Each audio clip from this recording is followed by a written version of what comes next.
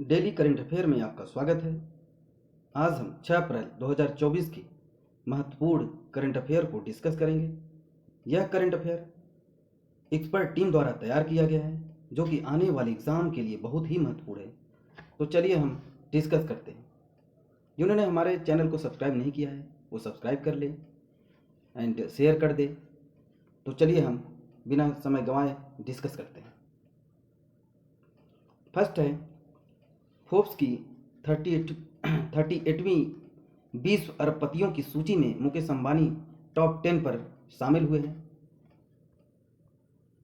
Forbes की 38वीं वार्षिक 20 अरबपतियों की सूची 2024 के अनुसार रिलायंस इंडस्ट्री लिमिटेड के अध्यक्ष और प्रबंध निदेशक CMD मुकेश अंबानी इस सूची में टॉप 10 में जगह बनाने वाले एकमात्र भारतीय हैं। शीर्ष पर फ्रांसीसी लग्जरी दिग्गज LVMH के शामिल बर्नार्ड अर्नाल्ड एंड फैमिली हैं। 37 वर्ष की आयु में जीरोधा के सह संस्थापक निखिल कामत फोर्ब्स की सूची में सबसे कम आयु के भारतीय अरबपति हैं। दुनिया के शीर्ष अरबपतियों में जो कि दुनिया में सबसे हाईएस्ट टॉप लेवल पे बर्नार्ड अर्नाल्ड और परिवार 233 billion and Elon Musk 195 billion, Jeff Bezos 194 billion, Mark Zuckerberg 177 billion and Larry Ellison 114 billion. जो कि भारत के अरबपतियों में Mukesh Ambani 116 billion and Gautam Adani 84 billion and Shiv Nadar 36.9 billion, Savitri Jindal और परिवार 33.5 billion, Dilip Sanghvi 26.7 billion. Next है, 19वीं SCO सुरक्षा परिषद की बैठक कजाकिस्तान की अध्यक्षता में हुई। कजाकिस्तान की अध्यक्षता में हुई संघाई सहयोग संगठन SCO के सदस्य देशों की सुरक्षा परिषदों के सचिवों की 19वीं वार्षिक बैठक 2 से 3 अप्रैल कजाकिस्तान में आयोजित की गई। 29 मार्च 2023 को भारत ने नई दिल्ली में SCO सदस्य देशों के सुरक्षा परिषद सचिवों की 18वीं बैठक की अध्यक्षता की। भारतीय प्रतिनिधि मंडल का नेतृत्व राष्ट्रीय सुरक्षा सलाहकार अजीत डोभाल ने किया था। उन्होंने SCO के वर्तमान अध्यक्ष कजाकिस्तान के राष्ट्रपति कासिम जोमार्ट से भी मुलाकात की। राष्ट्रपति टोकायव ने 2025 से 27 के लिए आतंकवाद, अलगाववाद और उग्रवाद का मुकाबला करने के लिए एक सहयोग कार्यक्रम और 2024-29 के लिए SCO एंटी ड्रग रणनीति अपनाने की वकालत की। नेक्स्ट है, Shanghai cooperation organisation it was established on June 15, 2001, replacing the Shanghai 5 organisation. Its founding member, इसके फाउंडिंग मेंबर चीन, कजाकिस्तान, रूस, तजाकिस्तान, उज्बेकिस्तान और किर्गिस्तान हैं। और 9 इसके परमानेंट मेंबर हैं चीन, रूस, Tajikistan, Kazakhstan, Uzbekistan, Kyrgyzstan and Bharat. 2017 में जो कि SCO का सदस्य भारत 2017 में शामिल हुआ एंड पाकिस्तान 2017 में शामिल हुआ और ईरान 2023 में शामिल हुआ। लास्ट में ईरान ही शामिल हुआ। 3 ऑब्जर्वर मेंबर हैं। 3 ऑब्जर्वर मेंबर में अफगानिस्तान, बेलारूस और मंगोलिया है और इसका मुख्यालय बीजिंग चीन में है। जो कि एग्जाम में पूछा जाता है SCO का मुख्यालय कहाँ पर है, बीजिंग चीन में है। नेक्स्ट है, विश्व डोपिंग रोधी एजेंसी के अनुसार भारत है दुनिया में डोप उल्लंघन करने वाला टॉप देश। जो कि India is the top dope violating country in the world. According to the 2022 testing data, 2022 के परीक्षण डेटा के अनुसार भारत डोप अपराधियों के शीर्ष प्रतिशत वाले देशों में पहले स्थान पर है। जो कि वाडा का उल्लंघन करता है, विश्व डोपिंग रोधी एजेंसी का उल्लंघन करता है। भारतीयों के कुल एकमात्र एकत्रित नमूने में 4064 जो कि एथलीट जैविक पासपोर्ट संयुक्त से 127 भारतीय एथलीटों को प्रतिबंधित पदार्थों का उपयोग करते हुए पकड़ा गया था, जो नमूना आकार का 3.26% है। विश्व डोपिंग रोधी agency world anti doping agency. विश्व डोपिंग रोधी एजेंसी की स्थापना 1999 में अंतर्राष्ट्रीय ओलंपिक समिति और दुनिया की सरकारों द्वारा गठित और वित्त पोषित एक अंतर्राष्ट्रीय स्वतंत्र एजेंसी के रूप में की गई थी। इसका मुख्यालय मॉन्ट्रियल कनाडा में है। So world anti doping agency का हेडक्वार्टर मॉन्ट्रियल कनाडा में है।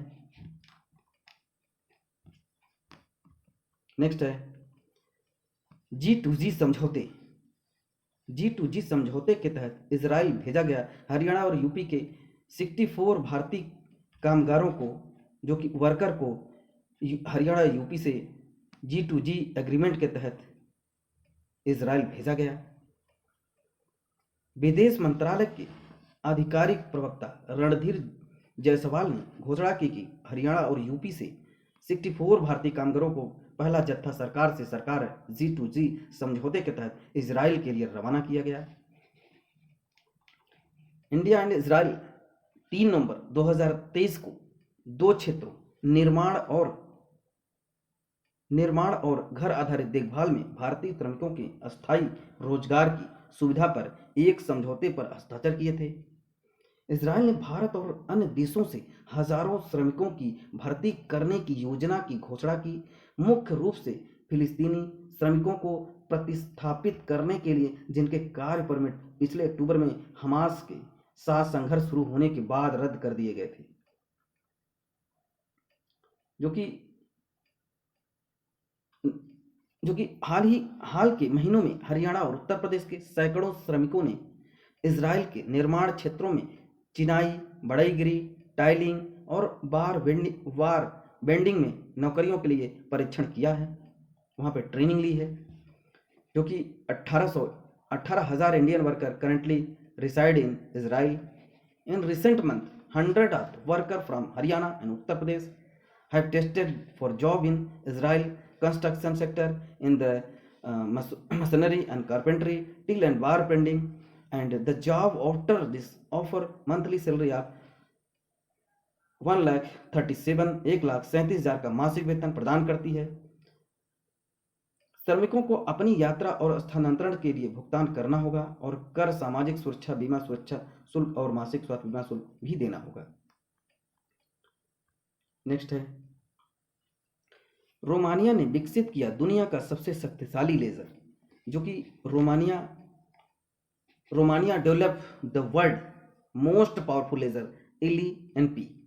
Engineer Antonia Toman in Romania under the UE infrastructure ELI project has launched the world most powerful laser extreme light infrastructure nuclear physics ELINP, which promises revolutionary advance in everything from the health sector to space।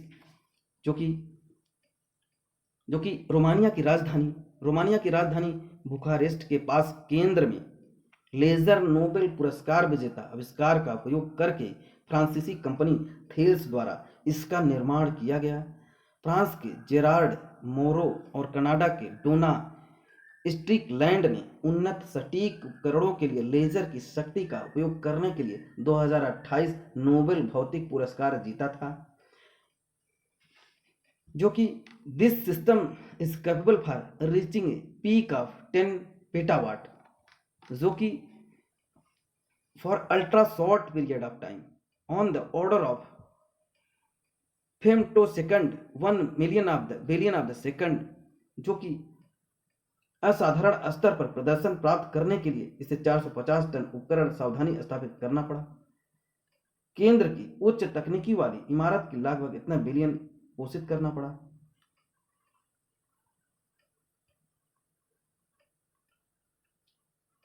Next है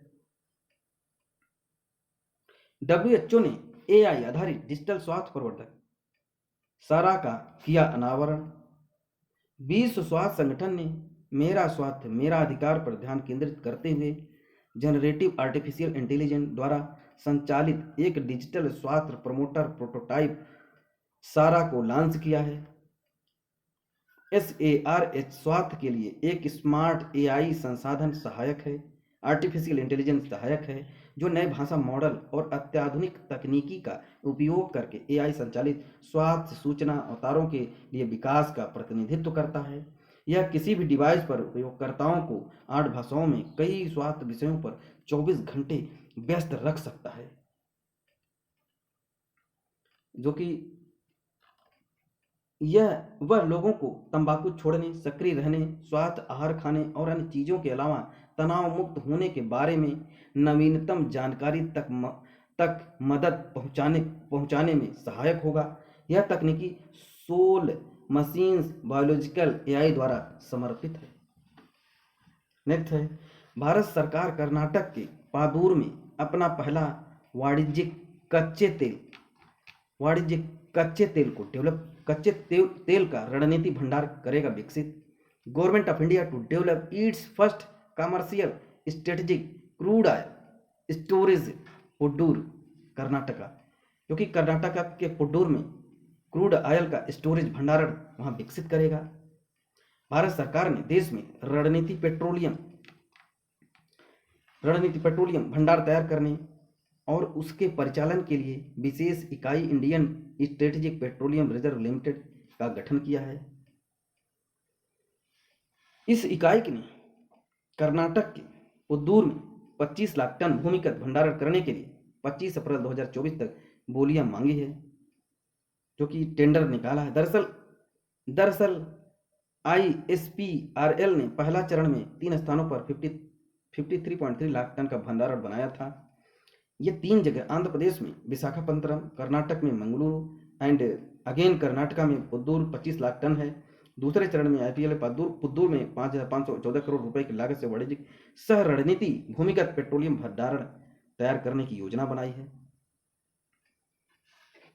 रणनीति भंडारण क्या होता है? चरण 1 में भंडार में संयुक्त अरब अमीरात की Abu Dhabi national oil company ADNOC ने पादुर में 2.5 मिलियन टन भंडारण क्षमता का आधा और मंगलुरु में 1.5 मिलियन टन की सुविधा किराए पर ली है, जबकि पादुर में शेष 1.25 मिलियन टन द्वारा दायर किया गया है। बेंगलुरु में 0.75 मिलियन टन खाली भंडारण को पट्टे पर दिया जाने वाला है।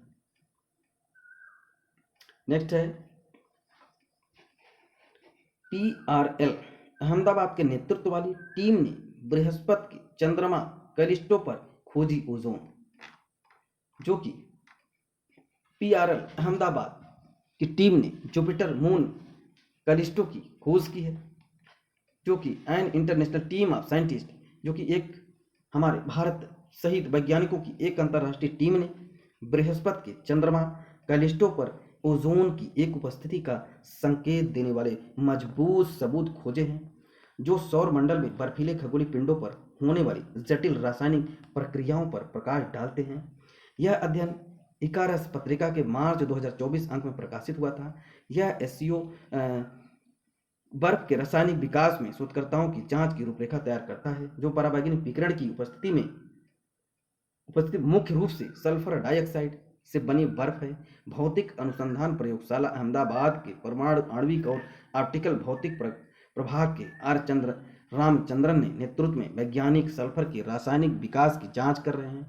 ओजोन के अलावा शोधकर्ताओं ने ऑब्जर्वेशन स्पेक्ट्रम में एक अज्ञात बैंड देखा है, जैसा कि 1996 गैनीमेड पर देखा गया था, जो उनकी सतह की संरचना या रासायनिक प्रक्रियाओं में एक सामान्य आणविक स्रोत की ओर इशारा करता है। ओजोन क्या है? पृथ्वी पर ओजोन सूर्य से होने वाले पराबैंगनी विकिरण को रोकने का काम करती है। जो भी पराबैंगनी किरणें सूर्य से आती हैं, इस लेयर के थ्रू उस विकिरण को रोक लेता है। इसके 2 घटक हैं, जिन्हें पराबैंगनी B और पराबैंगनी C कहा जाता है। क्रमशः 290, 320 नैनोमीटर और 100 to 280 नैनोमीटर तरंग दैर्घ्य के होते हैं, जो DNA को नुकसान पहुंचा सकते हैं एंड ट्रिगर कर सकते हैं मनुष्य के जो भी चेंज हो रहा है, मनुष्यों में त्वचा कैंसर, मोतियाबिंद का खतरा बढ़ा सकते हैं ओजोन। तो ओजोन अणु एक साथ बंधे 3 ऑक्सीजन परमाणु से बना है। पृथ्वी के समताप मंडल के नीचे हिस्से में जमीन से लगभग 15 से 35 किलोमीटर ऊपर पाई जाने वाली ओजोन परत एक ढाल के रूप में कार्य करती है, जो कि ओजोन परत 15 से 35 किलोमीटर के ऊपर सतह से क्रस्ट से पाई जाती है। नेक्स्ट है, आरबीआई ने लगातार 7वीं बार रेपो रेट को रखा परिवर्तित, जो कि भारतीय रिजर्व बैंक ने लगातार 7वीं बार रेपो रेट में कोई बदलाव नहीं किया है। आरबीआई के गवर्नर शक्तिकांत दास ने 5 अप्रैल 2024 को द्विमासिक मौद्रिक नीति की घोषणा की है। उन्होंने कहा कि मौद्रिक नीति समिति ने रेपो रेट को 6.5% पर अपरिवर्तित रखने का फैसला किया है। गवर्नर ने कहा 2024 से 25 के लिए वास्तविक जीडीपी वृद्धि 7.0% रहने का अनुमान है, जबकि पहली तिमाही में यह 7.1% रहेगी, दूसरी तिमाही में 6.9% पर, तीसरी तिमाही में 7.0% पर और चौथी तिमाही में 7.0% पर रहेगी। एंड प्रमुख दरें, रेपो दर 6.5%। रेपो रेट वह दर है जिस पर किसी देश का केंद्रीय बैंक धन की कमी की स्थिति में वाणिज्यिक बैंकों को पैसा उधार देता है। यहाँ केंद्रीय बैंक प्रतिभूति खरीदता है, जो कि अस्थायी जमा सुविधा एसडीएफ 6.2%। एसडीएफ एक लिक्विडिटी विंडो है जिसके माध्यम से आरबीआई बैंकों को अतिरिक्त लिक्विडिटी को अपने पास रखने का विकल्प देगा। यह रिवर्स रेपो सुविधा से अलग है क्योंकि इसमें बैंकों को धन जमा करते समय संपार्श्विक प्रदान करने की आवश्यकता नहीं होती है। सीमांत अस्थायी सुविधा दर 6.75% है। एमएसएफ अनुसूचित बैंकों के लिए आपातकालीन स्थिति में आरबीआई से रात भर उधार लेने को एक विंडो है जब अंतर बैंक लिक्विडिटी पूरी तरह से समाप्त हो जाती है। सीआरआर क्या है? सीआरआर के अंतर्गत वाणिज्यिक बैंकों को केंद्रीय बैंक के पास एक निश्चित न्यूनतम राशि जमा के रूप में रखनी होती है। एसएलआर क्या है? एसएलआर जमा का न्यूनतम प्रतिशत है जिसे एक वाणिज्यिक बैंक को तरल नकदी, सोना अथवा अन्य प्रतिभूतियों के रूप में बनाए रखना होता है। नेक्स्ट है, 5 अप्रैल को मनाया गया राष्ट्रीय समुद्री दिवस, जो कि राष्ट्रीय समुद्री दिवस 2024 5 अप्रैल को मनाया गया। National maritime day of India. बंदरगाह, जहाजरानी और जलमार्ग मंत्रालय भारत में हर साल 5 अप्रैल को राष्ट्रीय समुद्र दिवस मनाता है।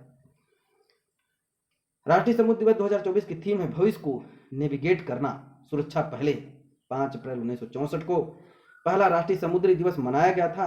5 अप्रैल 1964 को समुद्री राष्ट्रीय दिवस 5 अप्रैल 1919 को पहले भारतीय स्वामित्व वाले जहाज एसएस लॉयल्टी की उद्घाटन यात्रा का सम्मान करने के लिए मनाया गया था।